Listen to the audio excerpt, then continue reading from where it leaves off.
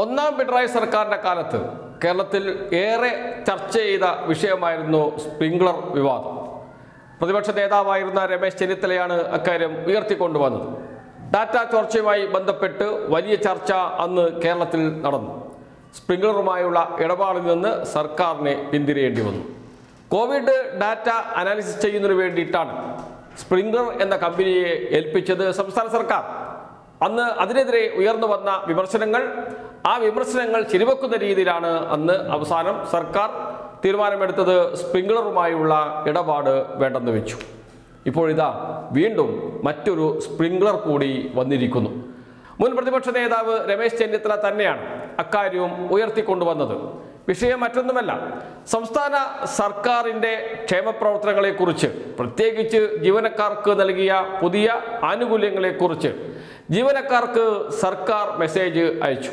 മുഖ്യമന്ത്രിയുടെ ഓഫീസിൽ നിന്നാണ് മെസ്സേജ് പോയത്. മെസ്സേജ് പോകാൻ ആവശ്യമായ ഡാറ്റ, ജീവനക്കാരുടെ ഡാറ്റ എങ്ങനെ മുഖ്യമന്ത്രിയുടെ ഓഫീസിൽ ലഭിച്ചു? ഈ ചോദ്യമാണ് മുൻ പ്രതിപക്ഷ നേതാവ് രമേശ് ചെന്നിത്തല ഉന്നയിച്ചിരിക്കുന്നത്. കഴിഞ്ഞ ദിവസം വാർത്താ സമ്മേളനം നടത്തി അദ്ദേഹം ഇക്കാര്യം പറഞ്ഞു. തുടർന്ന് മലയാള മനോരമയിലൊക്കെ വലിയ ചർച്ചയായി വന്നു. എല്ലാ മാധ്യമങ്ങളും വിഷയം ഏറ്റെടുത്തു.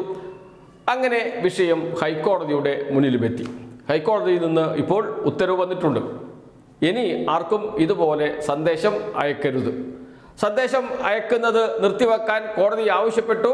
അതോടൊപ്പം തന്നെ ഈ വിവരങ്ങൾ എങ്ങനെ മുഖ്യമന്ത്രിയുടെ ഓഫീസിൽ ലഭിച്ചു എന്നത് സംബന്ധിച്ച് അടിയന്തരമായി റിപ്പോർട്ട് നൽകണമെന്ന് ആവശ്യപ്പെട്ടു.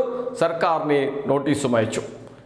അതിനുശേഷം വീണ്ടും മുൻ പ്രതിപക്ഷ നേതാവ് രമേശ് ചെന്നിത്തല മാധ്യമങ്ങളെ കാണുകയും മാധ്യമങ്ങൾക്ക് ബൈറ്റ് കൊടുത്തു. അതോടൊപ്പം തന്നെ വാർത്താക്കുറിപ്പ് പുറത്തിറക്കുകയും ചെയ്തു. അതിൽ പറയുന്ന ഒരു കാര്യം ഇങ്ങനെയാണ്: സർക്കാർ ഉദ്യോഗസ്ഥരുടെ വിവരങ്ങൾ ചോർത്തി തെരഞ്ഞെടുപ്പ് പ്രചാരണത്തിന് ഉപയോഗിച്ച സർക്കാരിൻ്റെ നടപടിക്കെതിരെ ഹൈക്കോടതി എടുത്ത നിലപാട് സ്വാഗതാർഹമാണ്. നമ്മുടെ സ്വകാര്യതയിലേക്കുള്ള കടന്നുകയറ്റമാണ് സർക്കാർ നടത്തിയത്. അതിനുള്ള അവകാശം മുഖ്യമന്ത്രിക്കെന്നല്ല, ആർക്കുമില്ല. എല്ലാവർക്കും DAയും അലവൻസും കൊടുക്കുമെന്ന് മുഖ്യമന്ത്രിയുടെ പ്രഖ്യാപനം എല്ലാ ഉദ്യോഗസ്ഥർക്കും വാട്സാപ്പിലാണ് ലഭിച്ചത്. ജഡ്ജിമാർക്ക് വരെ ലഭിച്ചുവെന്നാണ് അറിയുന്നത്. ഇതിൻ്റെ അടിസ്ഥാനത്തിലാണ് കോടതി ഇടപെട്ട് ഇത് നിർത്തിവച്ചത്. ഗുരുതരമായ തെറ്റാണ് സർക്കാരും മുഖ്യമന്ത്രിയും ചെയ്തത്. ധാർമ്മികതയുണ്ടെങ്കിൽ മുഖ്യമന്ത്രി സ്ഥാനം ഒഴിയുകയാണ് വേണ്ടത്. സർക്കാർ ഉദ്യോഗസ്ഥരുടെ വ്യക്തിവിവരങ്ങൾ ചോർന്നപ്പോൾ തന്നെ കഴിഞ്ഞ ഞായറാഴ്ച താൻ പത്രസമ്മേളനം വിളിച്ച് ഇക്കാര്യം പുറത്തുവിട്ടിരുന്നു.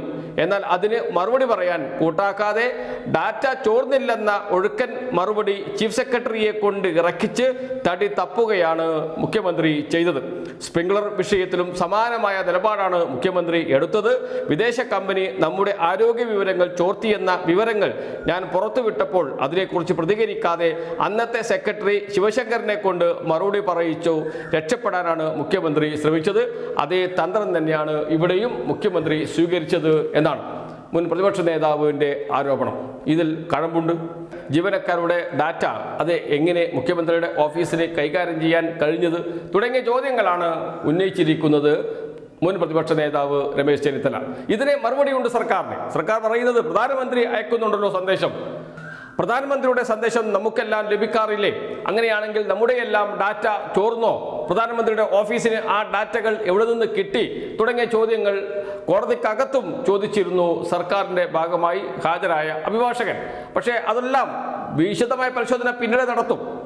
അത് നടക്കട്ടെ. അതിനു മുമ്പ് തന്നെ കോടതി ഒരു നിലപാടെടുത്തു. തൽക്കാലം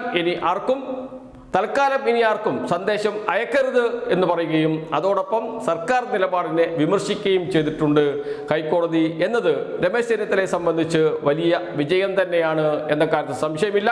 രമേശ് ചെന്നിത്തല അതുകൊണ്ട് തന്നെയാണ് വീണ്ടും വാർത്താക്കുറിപ്പിറക്കി അന്ന് പറഞ്ഞ കാര്യങ്ങൾ വീണ്ടും ഓർമ്മിപ്പിച്ചതും സ്പ്രിംഗ്ലർ ഇടപാടിനെ കുറിച്ച് വീണ്ടും കേരളത്തെ ഓർമ്മിപ്പിച്ചതും.